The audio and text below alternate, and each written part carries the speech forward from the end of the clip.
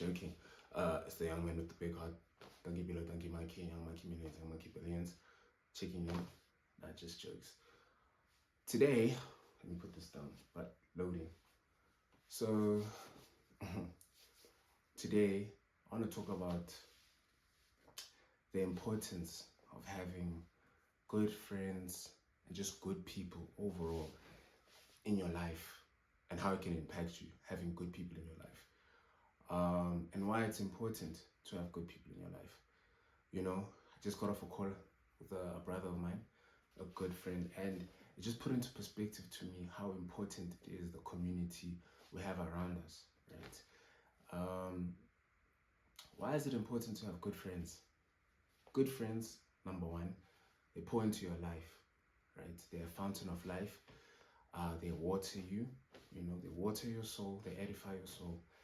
They tell you the goodness of the Lord, and they tell you, or they remind you of the good things that happen in your life whenever you're feeling low. Number two, a good friend sharpens you, right? A good friend points you to your blind spots and holds you accountable and sort of gives you a way of seeing things in another realm or in another angle that you haven't seen them before. So I've started off with the list and everything, but the reason why I felt compelled to speak to you today is because good friends, how many of us, you know, you might find yourself in a spot where you are the good friend, but not many people are good friends to you. And it's very important to have a support structure, you know.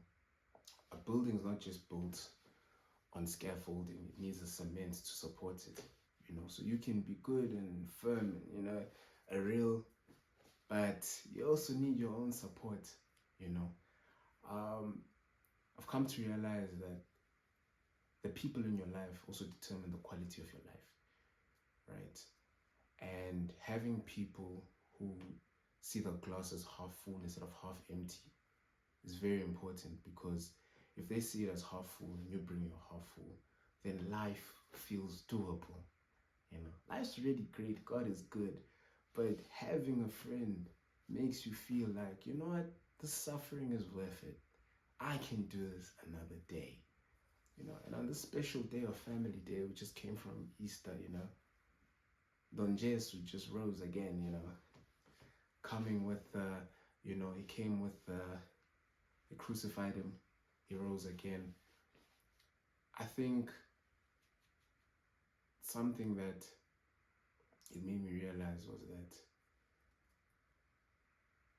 even in the spaces around you, you need to aim to be in an environment where God's voice can be heard.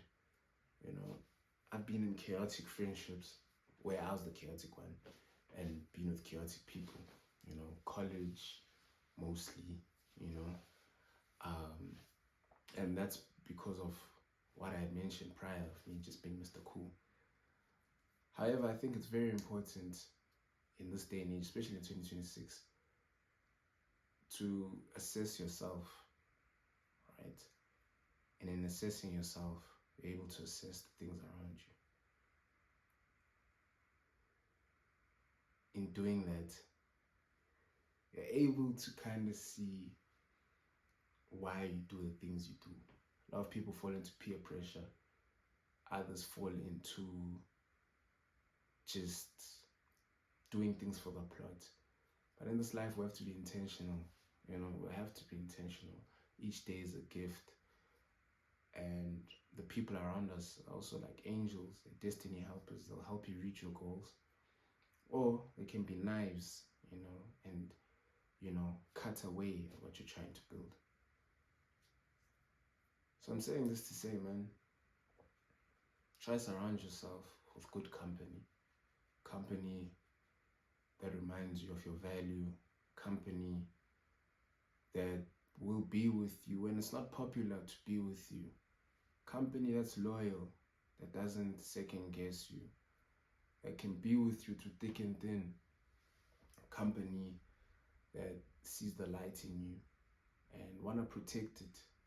You know, good friends protect their friends, and good friends always have their friends or their counterparts' best interest at heart, you know. And good friends don't make their besties do things that would not be good for their health, you know.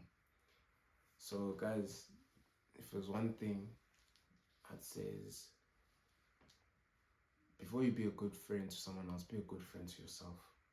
It means loving yourself, being committed to yourself, keeping the promises you make to yourself, because that's how you build self-love, right? Self-love is keeping promises that you make to yourself over and over, to a point where you build a good rapport, you know, you build a good reputation within yourself, and you begin to love yourself. Then that love becomes so full that it pours out onto others, you know. And then you won't be a player hater. You won't see people as competition. You'll actually see the beauty in different people. So I just want to say shout out to my friends. You know, I consider you as family. And if you ever need a friend, I'm here.